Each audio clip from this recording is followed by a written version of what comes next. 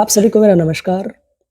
हठ योग की इस व्याख्यान माला में आज हम जानेंगे हठ योग के महत्वपूर्ण ग्रंथ घेरन संहिता के बारे में।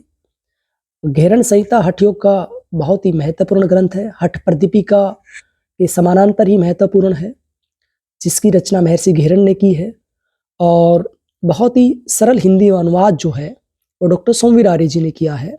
व्याख्या करता है और ये भी हठ योग प्रदीपिका की तरह ही महत्वपूर्ण ग्रंथ है। ये पीछे आप देख पा रहे हैं पुस्तक का कवर पेज, लेखक का परिचय दिया गया है। अब देखिए जो व्याख्या करता है वो बताए गए हैं कहाँ से हैं। साथ में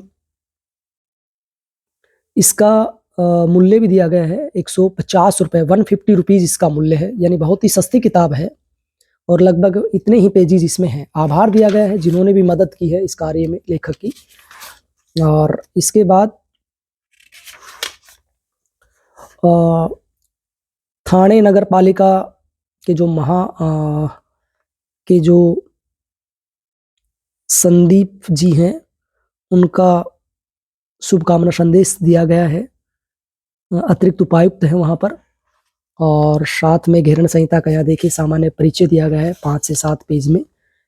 इस सामान्य परिचय को पढ़ के भी बच्चा काफ़ी कुछ चीज़ें सीख जाता है और काफ़ी कॉन्सेप्ट हैं वो उसके क्लियर हो जाते हैं। अब देखिए ये पहला जो अध्याय है यानी षटकर्म, इसके बाद देखिए भावार्थ है और उसके बाद विशेष करके क्लियर किया गया है। घटस्थ योग कथन, ये देखिए। इसके बाद ये श्लोक और उसका डायग्राम के साथ वर्णन, फिर उसका भावार्थ और फिर विशेष। तो ये पुस्तक भी हठ योग की तरह ही इसकी व्याख्या मिलती है और इसमें डायग्राम का काफ़ी प्रयोग किया गया है। सरलता है बिल्कुल भी, कहीं भी कठिनता नहीं है, कहीं भी हार्डनेस नहीं है। सीधा श्लोक पढ़ता है बच्चा, उसके बाद सीधा अर्थ जान लेता है। नेट के लिए, वाईसीबी के लिए और जो भी योग से संबंधित परीक्षाएं होती हैं उनके लिए बहुत ही अच्छा है। डायरेक्ट बच्चा अपने नोट्स भी बना सकता है। जैसे धोती के प्रकार दिए गए हैं, अंतर धोती के, तो कहीं भी कोई कन्फ्यूजन इसमें नहीं रह जाता है। और ये देखिए आप, योग का बहुत ही महत्वपूर्ण ग्रंथ, ये देखिए विशेष करके भी दिया गया है। जो मूल शोधन है उसके अंदर विशेष दिया गया है। इस प्रकार मूल शोधन धोती के साथ ही धोती क्रिया के सभी 13 अंगों की व्याख्या यहाँ पूर्ण होती है।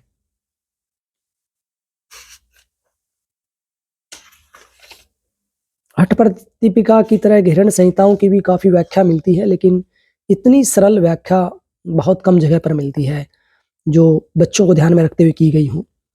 और ये किताब भी पूरे भारत में पढ़ाई जाती है, अलग अलग विश्वविद्यालयों में, महाविद्यालयों में, जहाँ पर योग की पढ़ाई चलती है। और जो वाईसीबी की तैयारी कर रहे हैं, जो नेट की तैयारी कर रहे हैं, या सामान्य जो अध्येता हैं, जो योग को जानना चाहते हैं, समझना चाहते हैं, सीखना चाहते हैं, तो उनके लिए भी अच्छी है ये। तो नोली का जो भावार्थ है उसके बाद विशेष दिया गया है। नोली के विषय में कुछ आचार्यों ने इनके 4 प्रकारों, ये लिखा हुआ है, का भी वर्णन किया है। कई बार पूछा जाता है कि नोली के कितने प्रकार माने गए हैं। अब यदि हम हठ योग के ग्रंथों के अनुसार इसका उत्तर देखते हैं तो पता चलता है कि नोली का एक ही प्रकार ग्रंथकार ने बताया है, जबकि सामान्यतः किसी से भी इस विषय में पूछा जाता है तो हमें उत्तर में नोली के 4 प्रकार होने वाले उत्तर ही प्राप्त होते हैं। अब देखिए इसमें कितनी सरलता से समझाया गया है कि नोली के प्रकार हैं या नहीं है, अगर है तो क्यों है, नहीं है तो क्यों नहीं है, ताकि बच्चे को कहीं भी, या विद्यार्थी को या योगार्थी को कहीं भी कन्फ्यूजन ना रहे।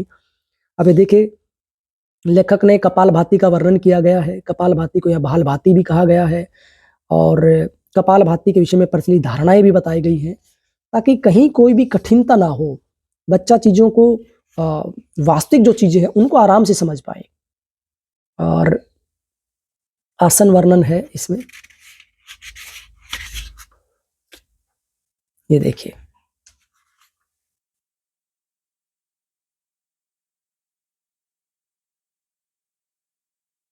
ये आप देख पा रहे हैं ये हठ प्रतिपिका, घेरण संहिता, योगियों का जीवन परिचय, योगसार, ये सभी बहुत ही अच्छी पुस्तकें हैं, बेसिक पुस्तकें हैं। और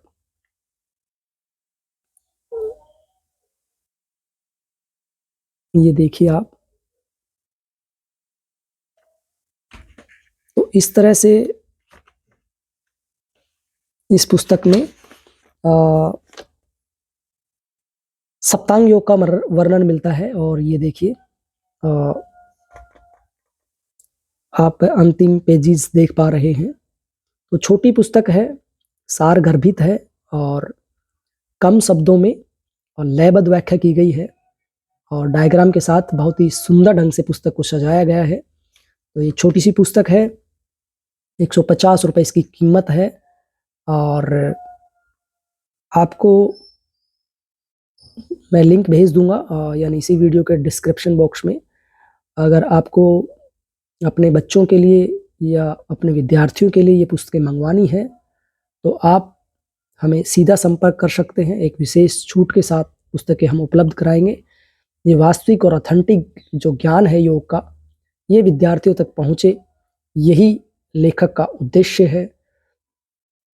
और सरल शब्दों में हो, कहीं कठिनता ना हो, आसानी से वो समझ जाए, ऐसा ही इसमें लेखक ने बताया है। आज के लिए इतना ही। आप सबका धन्यवाद।